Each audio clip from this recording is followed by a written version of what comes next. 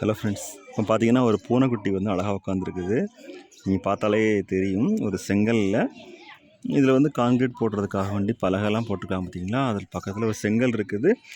செங்கலில் ஒரு பூனைக்குட்டி உட்காந்துருக்கு பாருங்கள். ஸோ புலி தோற்றம் கொண்ட இந்த பூனைக்குட்டி வந்து பார்க்க ரொம்ப அழகாக இருக்கும். இந்த வீடியோவை நம்ம அப்லோட் பண்ணுறதுக்கு ரீசன் என்ன அப்படின்னா, இந்த மாதிரி சின்ன சின்ன விலாக் நம்ம பண்ணும்போது ரொம்ப ஹாப்பியாக இருக்கும். ரொம்ப நாள் கழித்து இதை மெமரியாக நம்ம எடுத்து பார்க்கலாம். ஸோ இங்கேயே இந்த பூனை வந்து விளையாடிக்கிட்டே இருக்கும்போது சும்மா கேஷுவலாக எடுத்தது தான் இது வந்து ஃபஸ்ட்டு வந்து